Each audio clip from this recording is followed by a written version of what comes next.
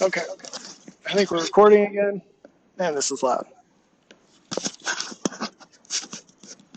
All right. Let's get back to where we were. Okay, so sorry about that. I need to make sure it's still recording so I don't waste all this time and post a blank video. We left off on he can only protect you if you listen to him. So there's a lot of really great scriptures about a hen gathering her chicks and protecting those chicks. Chicks are funny. Baby chickens, I mean, don't want to get in trouble.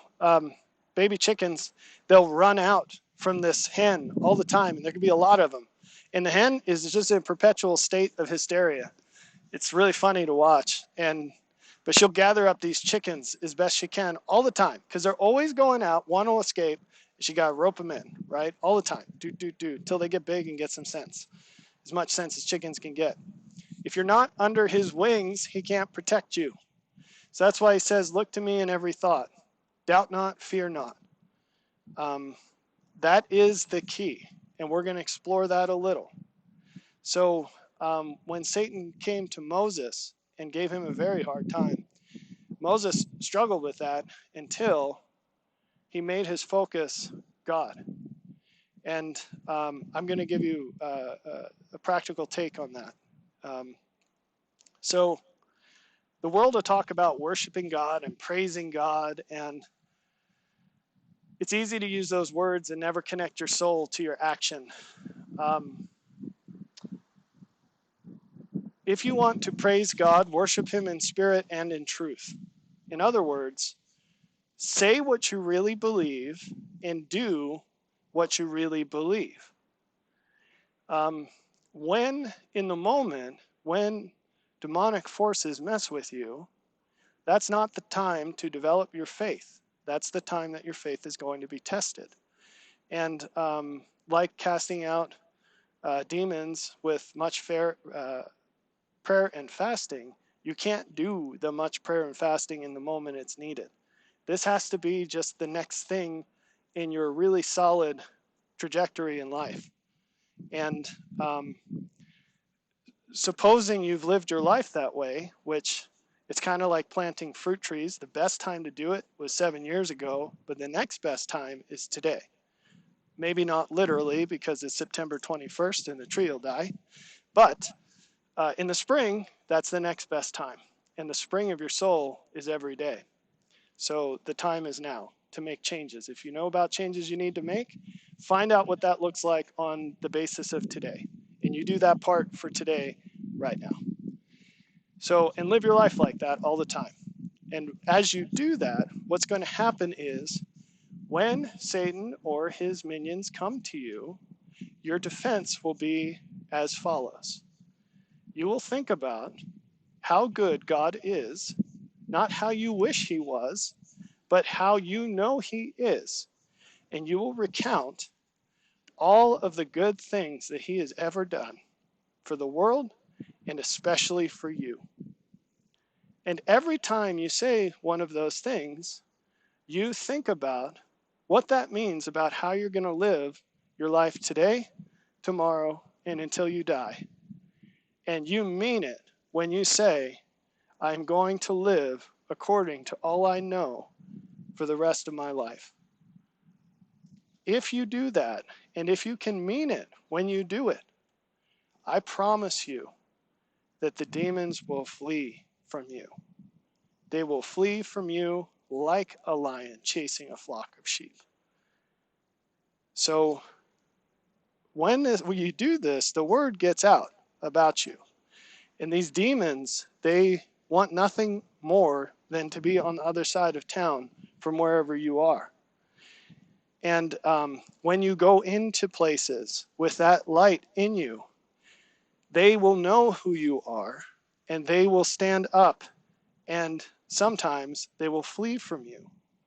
When Enoch preached and he was doing his mission among the people, people fled from his presence. They couldn't stand in his presence. They trembled in his presence. So I said everyone's influenced one way or the other. Most people are on the wrong side of that coin. if you haven't figured it out. And it's a shocker when you do, but it's true. And what happens is um, they, I told you that demons are strategic, and their strategy is to stay quiet as long as they can. Their best strategy is that their host does not know about them. Satan is a parasite, and all of his followers are parasites. They have no power of themselves. All they have is what they've stolen or what they've retained so far from what they have before, that was gained in the right way. And so they want to stay on their host as long as they can, and they're not going to kill their host unless that's the only way they can thrive.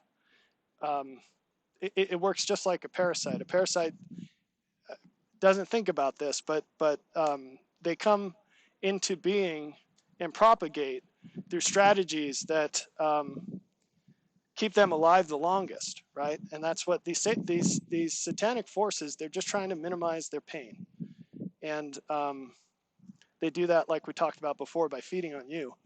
So they're going to take the strategy that maximizes their imagined outcome, and so you can hurt them by making it harder for them to imagine a positive outcome, which is harming their faith through your faith. So they have faith against what's true. You have faith for what's true, and you can fight them that way. But you can also increase their pain. And you do this, like I said, by a conscientious and sustained life, a devotion to God, such that when the time comes and you need it, you can recount your honest feelings towards him and what you honestly have done in your life, what you're doing now, what you're going to do.